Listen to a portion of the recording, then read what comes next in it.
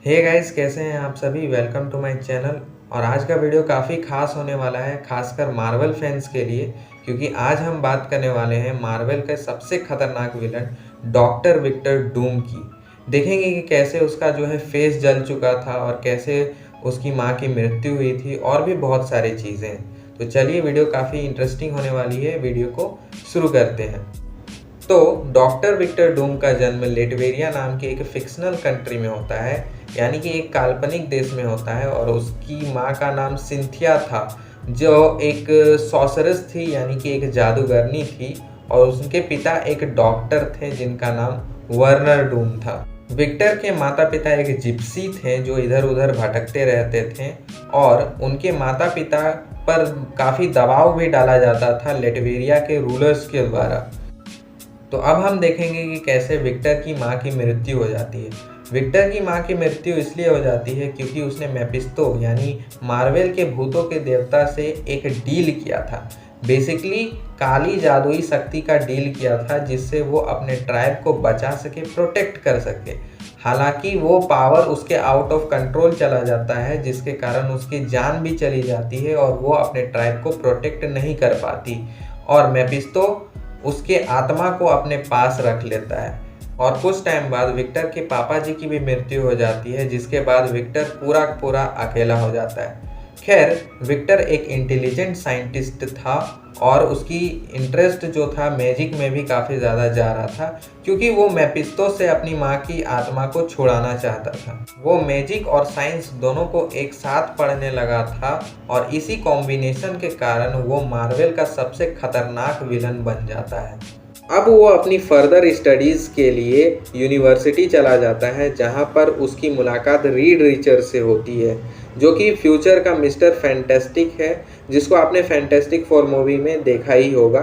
खैर, यूनिवर्सिटी में रहकर विक्टर ने एक खतरनाक सा डिवाइस या मशीन बना लिया था, जिससे कि वो अपनी माँ की आत्मा से बात कर सके। इस चीज़ के लिए रीड रिचर ने उस विक्टर को वार्निंग भी दी थी, क्योंकि उसके कैलकुलेशंस में एरर थे। और इस चीज़ से विक्टर को कोई फ़र्क नहीं पड़ा, जिस कारण से वो मशीन जो था ब्लास्ट कर गया और विक्टर का आधा फेस जल गया। और इसी कारण विक्टर को यूनिवर्सिटी से भी बाहर निकाल दिया जाता है। और इसी कारण विक्टर अपनी नाकामी के कारण रीड रिचर को अपना दुश्मन समझ लेता है।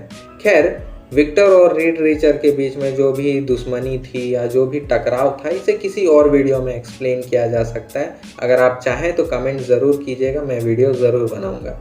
अब यूनिवर्सिटी से बाहर निकाले जाने के बाद विक्टर चला जाता है तिब्बत, जहां पर उसकी मुलाकात मॉन्क्स से होती है, जो उसकी मदद करते हैं एक सुपर एडवांस्ड आर्मर बनाने में, जिसमें काफ़ी सारी खूबियां थी, जैसे कि वो उसमें न्यूक्लियर पावर्ड स्ट्रेंथ था, जिससे उसे जितना चाहे उतना एनर्जी मिलता था। उसमें उड़ने की शक्ति थी और भी काफ़ी जादुई शक्तियाँ थी उसके आर्मर में। तो जब उसका मास्क बन के रेडी हो गया तो वो काफ़ी ज़्यादा गर्म था, और विक्टर के पास पेशेंस नाम का कोई चीज़ नहीं है, इसलिए उसने डायरेक्ट गरम गरम मास्क को पहन लिया, जिसके कारण उसका पूरा फेस जल गया। पहले आधा जला हुआ था, लेकिन अब पूरा जल गया।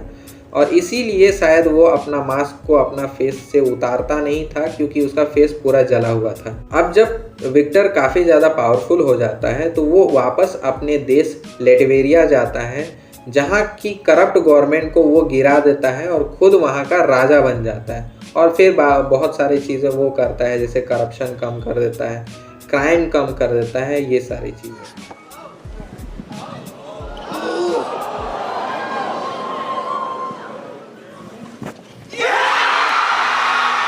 विक्टर की कहानी यहीं तक ख़त्म नहीं होती है। जैसा कि मैंने बोला ही था कि विक्टर और रीड रिचर के बीच में काफ़ी सारे टेंशन्स या टकराव पैदा हो गए थे, और इसी के कंसेप्ट में शायद एवेंजर्स डूम्सडे बनने वाला है, जिसमें विक्टर का कैरेक्टर रॉबर्ट डाउनी जूनियर ही प्ले कर रहे हैं।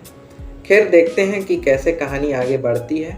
बाकी रीड रिचर और विक्टर के बीच में जो भी टकराव थे, उस चीज़ के ऊपर अगर वीडियो चाहिए तो कमेंट ज़रूर कीजिएगा। और बाकी थैंक यू फॉर वॉचिंग। मिलते हैं किसी नेक्स्ट वीडियो पे।